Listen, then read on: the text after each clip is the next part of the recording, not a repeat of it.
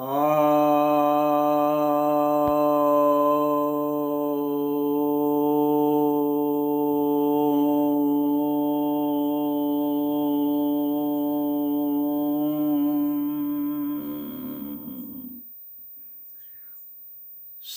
भक्तजनों को सप्रेम नमन। भक्तों, आज मैं आपके समक्ष वेद में और हमारे वैदिक वाङ्मय में वनस्पतियों का जो विज्ञान है उसके विषय में क्या कहा गया है उस पर थोड़ी चर्चा करेंगे। रसायन संबंधित वेद में जो रसायन है उसके ऊपर चर्चा की जा चुकी है। वेद में जो भौतिक विज्ञान है उस पर भी चर्चा की गई है। आज वनस्पति विज्ञान के विषय में चर्चा करेंगे। हो सकता है कि इसमें 2-3 वीडियो भी बनाना पड़ जाए, तो क्योंकि कुछ लंबा विषय तो है ही। सनातन धर्म में जो पूजा पाठ होते हैं उसमें आप देखे होंगे कि जैसे अगर घर बनाए जाते हैं तो उसमें औषधि स्नान भी कराया जाता है। औषधि अर्थात तो वनस्पति का ही एक नाम औषधि भी है, तो वह स्नान कराया जाता है और उसमें ऋग्वेद के मंत्र पढ़े जाते हैं। तो वह जो मंत्र है जो पढ़ा जाता है तो वह ऋग्वेद के 10वें मंडल के 97वां सूक्त है और उसका जो है पहला मंत्र है। ऋग्वेद में इतना महत्व दिया गया है कि औषधि के लिए पूरा एक सूक्त ही है और उस सूक्त में 23 मंत्र हैं। उसका नाम है औषधि सूक्त। उसके जो देवता हैं वो भी औषधि है, यानी हम लोगों ने औषधि को देवता माना है। तो इसका इतना ज़्यादा महत्व दिया गया है। उसमें कहते हैं या औषधि ही पूर्वा जाता देवभ्यस त्रियुगम पुरा मनेनु बभ्रूणामहं शतं धामानि सप्त च। तो यह जो है इसमें बताया जा रहा है मंत्र में कि आप सृष्टि का भी क्रम देखेंगे तो यहाँ बताया जा रहा है कि ये जो औषधियाँ हैं यह देवों से भी 3 युग पहले उत्पन्न हुई है। देवों से भी 3 युग पहले उत्पन्न हुई है और ये बभ्रू वर्ण वाली हैं, मन उस रंग वाली हैं, 107 नामों वाली हैं, भिन्न भिन्न धामों में होती हैं और भिन्न भिन्न प्रभाव वाली होती हैं। यह इसमें बताया जा रहा है। तो आप समझ सकते हैं कि इसमें विज्ञान का कितना रस छुपा है। हम लोग जब शांति पाठ करते हैं तो उस शांति पाठ में भी जो जिसमें आकाश को, अंतरिक्ष को और सभी देवताओं की शांति की बात होती है, पृथ्वी की शांति को, उसमें इन औषधि की भी शांति की बात करते हैं। ओम ध्यः शांति अंतरिक्षम ओम शांति पृथ्वी शांति आपः शांति औषधयः शांति।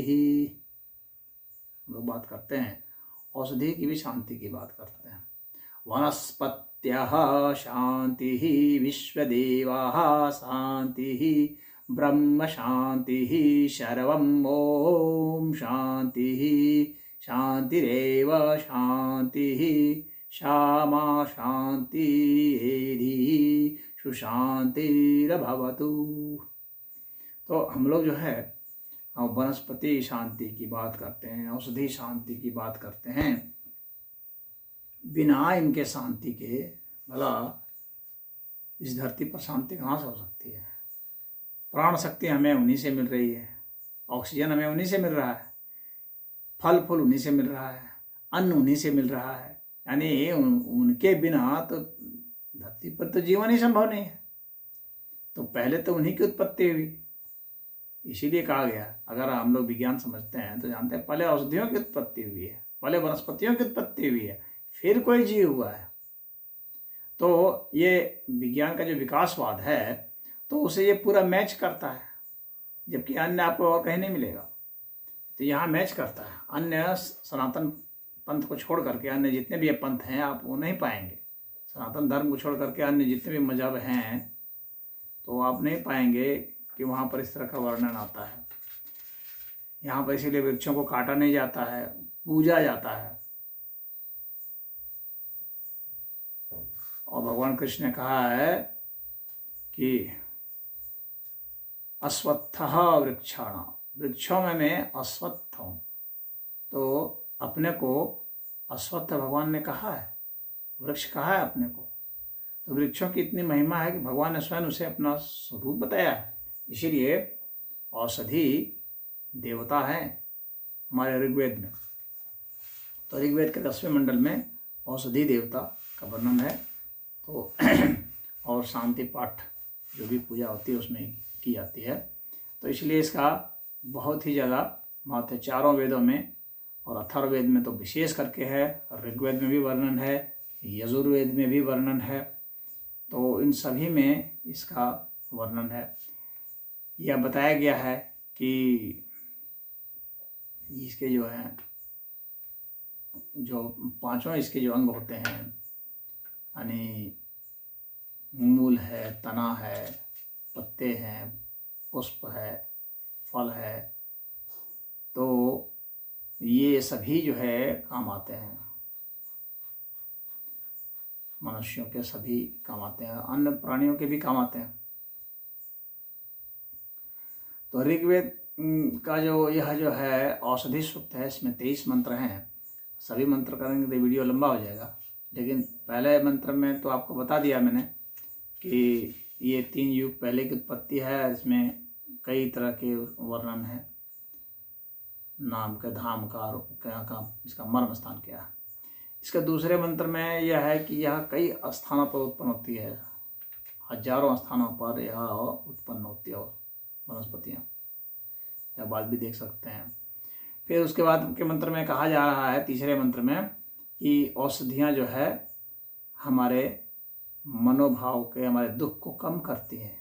देखिए ये कितना, ये साइकोलॉजिकल साइंस है, और यह अनुभूत किया गया है कि औषधियाँ जो है, जो वनस्पतियाँ हैं, वे हमें शांति देती हैं। यानी अगर आप दुखी हैं तो आप पहाड़ों में जाते हैं, जंगलों में जाते हैं, वहाँ आप शांति पाते हैं, क्योंकि वो ऊर्जा से लैस हैं, वहाँ ऑक्सीजन की मात्रा ज़्यादा है। तो हम अशांत कब होते हैं? जब हमारे में ऑक्सीजन की मात्रा कम हो जाती है, जिसको कि प्राणवायु कहा गया है वेदों में। तो इसको कहा गया है कि यह माता की तरह मानवों की रक्षा करती है, इसीलिए इनको मातरह भी कहा गया है, मातरह की भी उपाधि दी गई है चौथे मंत्र में। फिर जो है इसका जो छठा मंत्र है उसमें कहा जा रहा है कि यह जो है विविध रोगों का और प्रदूषण यानी अमी को दूर करती है। तो उसमें वहाँ पर यह बता दिया गया है कि यह प्रदूषण को भी दूर करने वाली है। औषधियों से प्रदूषण भी दूर होता है। तो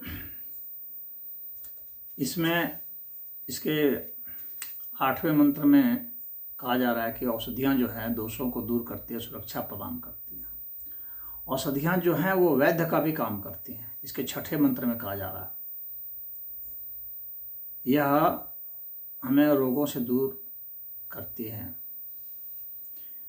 इसमें यह भी कहा जा रहा है कि यह हमारे चोट को, घाव को ठीक कर देती है, शरीर के दोष को निकाल देती है 9वें मंत्र में। और 10वें मंत्र में कहा जा रहा है कि औषधियाँ जो है शरीर की दुर्बलता को दूर करती हैं, रोग का निवारण करती हैं। 11वें मंत्र में कहा जा रहा है कि औषधियों से रोग का समूल नाश हो जाता है, रोग की आत्मा ही नष्ट हो जाती है। 12वें मंत्र में कहा जा रहा है कि औषधियाँ जो है शरीर के प्रत्येक अंग में अपना प्रभाव पहुंचाती हैं। उसी तरह से 16वें मंत्र में कहा जा रहा है कि औषधियाँ जो है रोग, शोक, शाप और मृत्यु के बंधन से छुड़ाती हैं। 16वें मंत्र में कहा जा रहा है कि औषधियाँ जो है रोग, शोक, ताप और मृत्यु बंधन से छुड़ाती हैं। औषधियों में दिव्य शक्ति होती है। 17वें मंत्र में कहा जा रहा है कि जो इसका सेवन करता है वो कभी रोगी नहीं होता।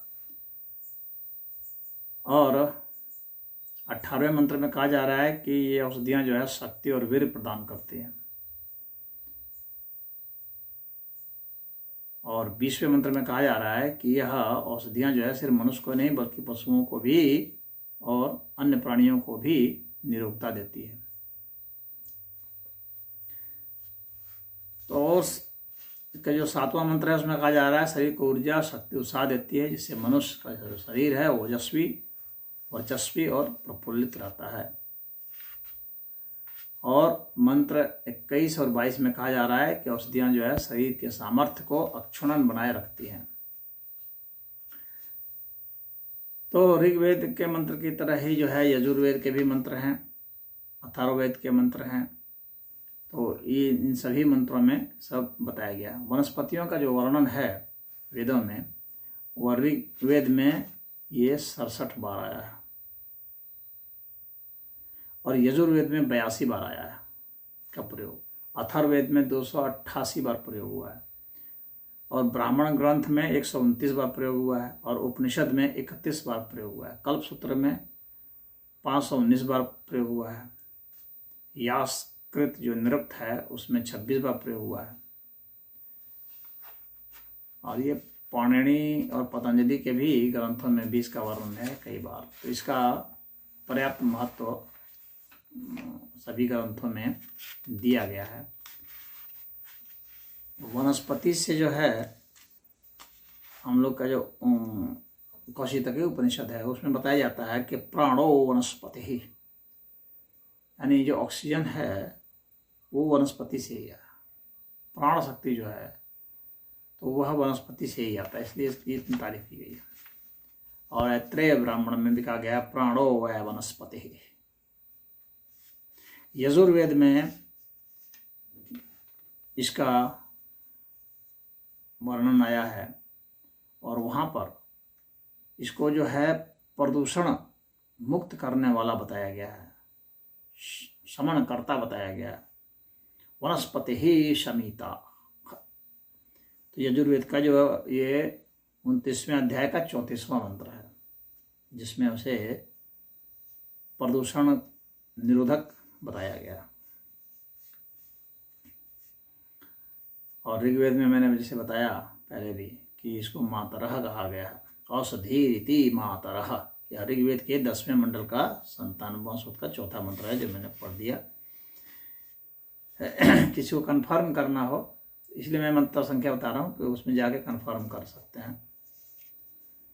और यह जो है किसी भी प्रकार के जो प्रदूषण संबंधी, जो दूषण संबंधी दोष है उसको दूर करता है। इसका वर्णन जो है अथर्ववेद में भी आया है। 8वें कांड का 7वें सूक्त का 10वां मंत्र है। उग्राया विषदूषण ही, विष का दूषण करता है औषधि ही। तो इस तरह से यह विष नाशक है, प्रदूषण नाशक है, रोग नाशक है, इसीलिए विष दूषणी शब्द का प्रयोग किया गया है। तो सामान्य रूप से औषधि जो है वो वनस्पतियों को कहते हैं।